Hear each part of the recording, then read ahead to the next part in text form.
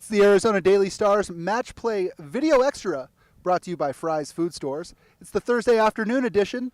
I'm Star Sports Editor Ryan Finley, joined by Daniel Berk. Daniel, round two is in the books, and if Wednesday was hallmarked by the fact that most of the favorites won, you can't really say the same about Thursday, can you? Well, certainly, I mean, when you look at the number one seeds, they're all gone. Yeah. So, all three remaining number one seeds are out of here. Justin Rose, Henrik Stenson, and Rory McIlroy.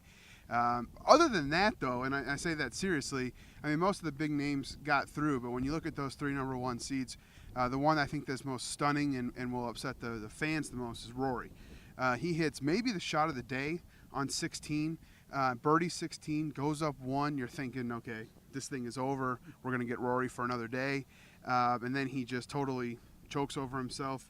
Harris English wins 17, forces extra holes, and then Rory double bogeys the first playoff hole, and he's out of here.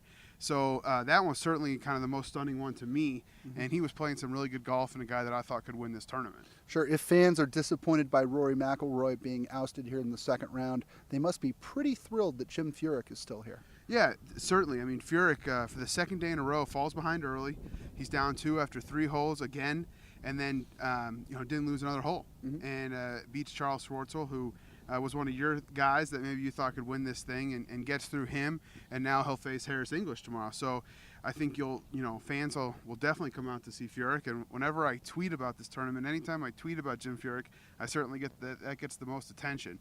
So he's a guy that will attract a lot of fans out here, and is someone that people care deeply about. My guy Sergio Garcia continues his run through here. Obviously, it wasn't as easy as it was it wasn't as easy today as it was yesterday, but he survives to make the Sweet 16. He does, and I think that sets up, to me, my favorite match to watch tomorrow, Sergio Garcia and Ricky Fowler. And you talk about fan favorites.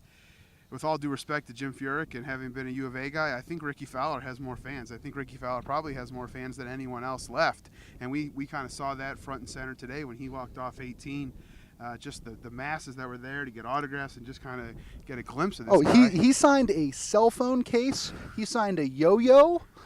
He was all over the place, and to his credit, signed absolutely everything for everybody for about 20 minutes. In full disclosure, that was Ryan's yo-yo. My yo-yo. But he's a guy that yesterday he takes out maybe the world's best match play player in Ian Poulter, and then today he takes out maybe the world's hottest player in Jimmy Walker.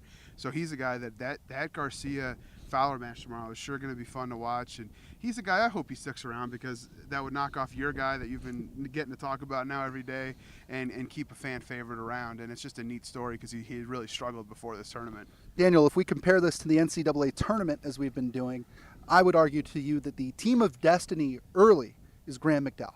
Yeah, oh my gosh, you look at what he's done the last 2 days. He was down 3 with 3 to play yesterday against Gary Woodland, beats him. Today he was down, I think, 2 with 3 to play, and wins and moves on again. And now he faces, I believe, Hunter Mahan tomorrow, who won here in 2012 and went to the championship match last year. So, no, Graham McDowell, it's a great story, and he's kind of, someone referred to him yesterday as Houdini, not Graham McDowell, and that certainly would fit again today. And he's a guy that I think attracts some fans and people like. So he's kind of pulled it out, and yeah, if there's a guy of destiny here, it's either him or Jason Day, who's now 10-3 lifetime at Dove Mountain, won in 22 holes today. You mentioned it to me earlier. He's a guy that every year is here on the weekend. It seems like we don't ever talk about him, and maybe this is his year. So one of those two guys, certainly, if you're looking for like a team of destiny, it could be those guys. He's kind of let's say like a UNLV, if we're comparing this to a basketball bracket. Team that's always going to win you a couple times in the NCAA tournament, maybe never go to a Final Four, not advance that deep, but he's somebody who is not an easy out. See, look, now I'm mixed up all of my sports analogies. He's not an easy out by any stretch in this tournament. No, he's not. And he's a guy that I think when other players look at the bracket, hey, keep him away from me. Another guy that's like that is certainly Matt Kuchar, who won here last year, 17-3. Now lifetime at Dove Mountain, and he gets to play my guy, Jordan Spieth, tomorrow, who I find a way to talk about Jordan Spieth every time we do one of these videos. He does. And that matchup, to me, I'll go out on a limb because I've been wrong every time I've stepped up here. The winner of that match, Spieth Kuchar, I think wins this tournament. And the two of them are both playing exceptionally well. We're President Cup teammates last year, so that's one certainly to watch tomorrow too. Still plenty of great golf to be played. Yes. They tee off again here tomorrow at 10:30 a.m. Certainly Daniel and I will be here for every shot that they take. The old man gets to sleep in a little. Every hole that they finished. Let me finish, Daniel. That'll wrap it up here for our Thursday afternoon edition of the Arizona Daily Star Match Play Video Extra, brought to you by Fry's Food Stores. For Daniel Berk, I'm Ryan Finley saying we'll see you on Friday. Try this matchup. Low prices and faster checkout. You can count on it at Fry's.